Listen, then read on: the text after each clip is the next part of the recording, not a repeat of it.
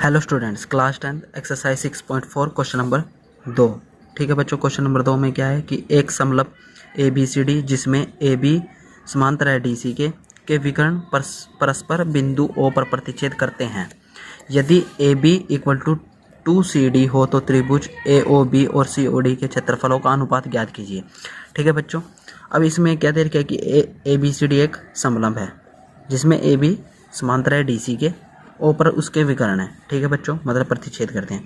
A B equal to 2CD दे रखा है हो तो त्रिभुज ए ओ बी और सी ओ डी के क्षेत्रफल का अनुपात।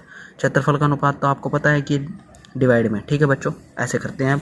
अब इस क्वेश्चन को करते हैं। ठीक है बच्चों, नोटबुक में अब हमें क्या दे रखा है कि सबसे पहले लिख रहे हैं दिया है क्या क्या दे रखा है हमें बच्चों, हमें क्या दे रखा है कि एक समलंब है ए बी सी डी।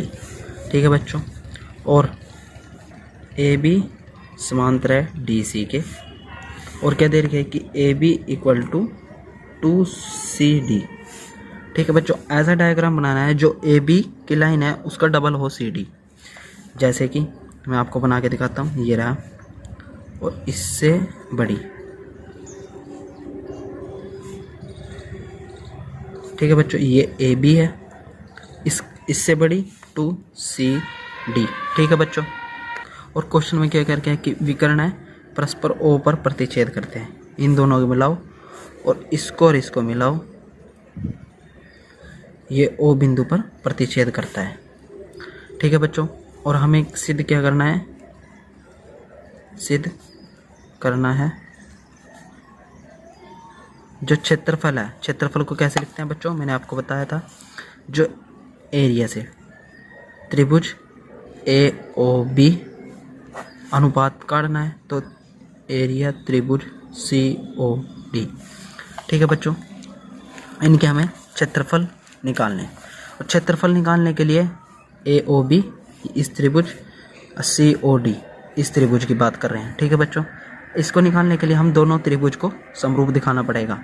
ठीक है बच्चों, क्षेत्रफल को निकालने से पहले तो हम इन दो त्रिभुज में बात करेंगे, त्रिभुज ए ओ बी और त्रिभुज सी ओ डी में।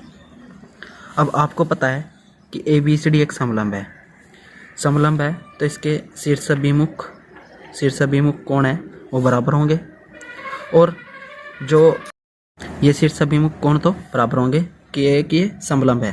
ठीक है बच्चों, और एकांतर कोण बी कोण और सी कोण ये भी हमारे बराबर होंगे, मतलब एकांतर कोण के कारण, और ए कोण और डी कोण ये भी हमारे बराबर होंगे एकांतर कोण के। तो हम लिख देंगे इसमें क्या है, पहले ए ओ बी कोण ए ओ बी इक्वल टू कोण सी ओ डी बराबर होंगे किस कारण, शीर्षाभिमुख कोण, शीर्षाभिमुख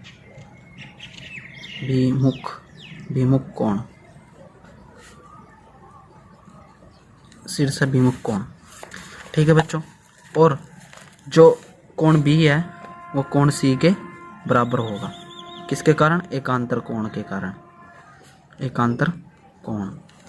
और कोण ए कोण डी ये भी एकांतर कोण के कारण बराबर होगा। ठीक है बच्चों, एकांतर कोण हो गया ये, इसके बराबर होंगे। और आपको पता है जब ये तीनों कोण बराबर हो गए तो क्या होगा, और जब ये तीनों कोण बराबर होंगे तो ये समरूप हो जाएंगे ट्रायंगल। अतः ट्रायंगल ए ओ बी समरूप है ट्रायंगल सी ओ डी। ठीक है बच्चों, ये आपको समरूप दिखा दिया। तो इनके जो एरिया है, पता है कि जो इनके एरिया हैं, एरिया तो वो इनके बराबर हो, मतलब अनुपात के बराबर हो जाएंगे। तो एरिया त्रिभुज ए ओ बी, एरिया त्रिभुज सी ओ डी।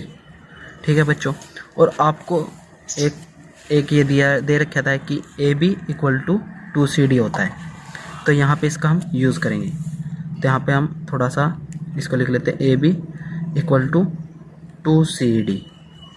ठीक है बच्चों, अब इसमें हमें चाहिए मैं आपको बताता हूँ, पहले इसको ही कर लेते हैं। जो एरिया त्रिभुज AOB, एरिया त्रिभुज COD, देखो AOB का जो क्षेत्रफल है और COD का जो क्षेत्रफल है वो इनके किन के बराबर होगा, संगत भुजाओं के, जो संगत भुजाएं हैं। ठीक है बच्चों, अब हम करते हैं इसमें AB डिवाइड बाय CD का स्क्वायर, मतलब वर्ग के बराबर होता है। ठीक है बच्चों, अब यहाँ से हम AB डिवाइड बाई CD निकाल लेंगे। AB divide by CD equal to 2, इसके नीचे कुछ नहीं, यहाँ पे 1 लेंगे। ठीक है बच्चों, ले लिया हमने, तो हम इसकी वैल्यू रख देंगे यहाँ पे, एरिया त्रिभुज AOB डिवाइड बाई एरिया त्रिभुज COD 2/1 का स्क्वायर। ठीक है बच्चों, अब यहाँ पे कितना रहेगा, 2 दूनी 4/1। ठीक है बच्चों, एरिया त्रिभुज AOB एरिया त्रिभुज COD।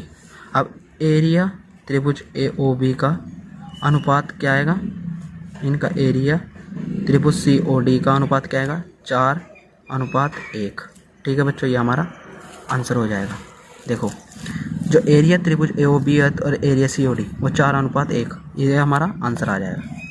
ठीक है बच्चों, thanks to watching my channel and subscribe now.